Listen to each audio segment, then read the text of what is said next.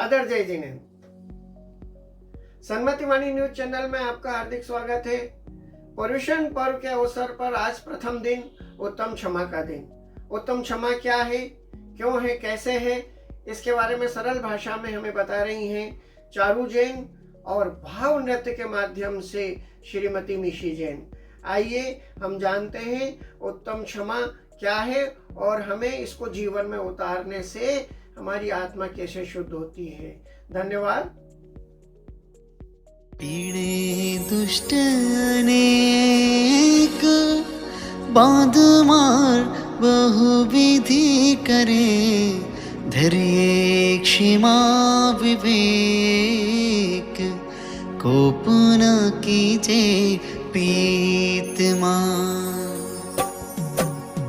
उत्तम क्षमा गहो रे भाई, यह भाव जस पर भव सुखदाई। गाली सुन मन खेदन आनो, गुण को अवगुण कहे अयानो।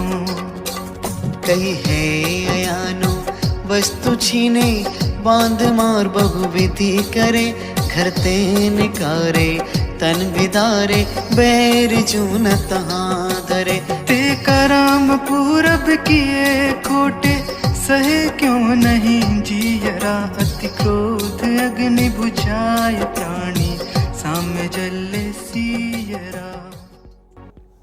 10 लक्षण धर्म का प्रथम धर्म उत्तम क्षमा धर्म, आज हम उसके बारे में बात करेंगे। यूँ तो हमने 10 लक्षण धर्म के बारे में पहले ही जान लिया था, पर आज थोड़ा सा और जान लीजिए। 10 लक्षण धर्म शाश्वत पर्व है, त्रिकालिक पर्व है, सार्वकालिक पर्व है और सार्वभौमिक पर्व है। मतलब इसको ना किसी ने बनाया है, ना कोई बनाएगा और ना ही इसका अंत आएगा। तो शुरुआत करते हैं उत्तम क्षमा धर्म से। उत्तम क्षमा धर्म क्या है? क्रोध का अभाव होना ही क्षमा है।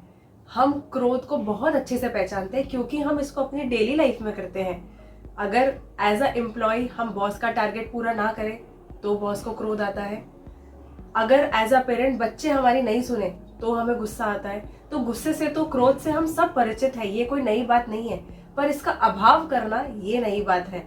तो क्रोध का अभाव, क्रोध के कारण अगर आप देखेंगे तो पूरी दुनिया में जितना विनाश दिखा है आपको व्यक्तियों के द्वारा, उसके मूल में क्रोध आदि विभाव भाव ही है। क्योंकि क्रोध के कारण ही एक दूसरे के मन में वैर की उत्पत्ति होती है।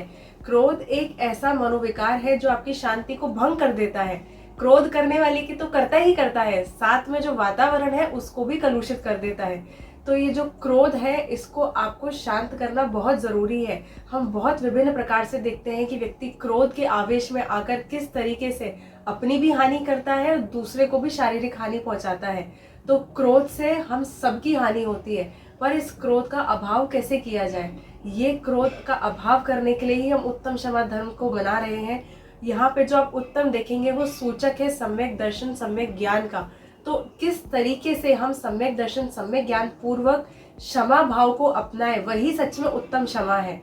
हम किस तरीके से तत्व अभ्यास के द्वारा मन में जो उत्पन्न हो रहे हैं एक दूसरे के प्रति इष्ट अनिष्ट भाव, इसको खत्म करें। ये इनकी विकृति है जो इसको विभाव को है, इसको खत्म करें, वही सच में उत्तम क्षमा धर्म है।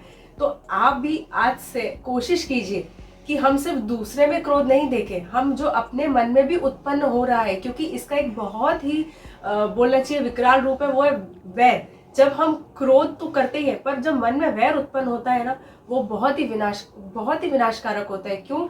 क्योंकि क्रोध की काल तो बहुत कम है, पर वैर का जो काल है वो पीढ़ियों तक चलता है। हमने देखा है ना कि मैं तो इसको देख लूंगा, वो पीढ़ियों तक लोग उसको दोहराते रहते हैं। तो आज से आप ये प्रण लीजिए कि हम किसी भी प्रकार से अपने मन में दूसरों के लिए क्रोध भाव उत्पन्न ना हो, इसका प्रयत्न तो करे ही करें, पर स्वयं भी अपने लिए, अपने के लिए भी मन में विकार उत्पन्न नहीं हो, इसका भी प्रयास करें।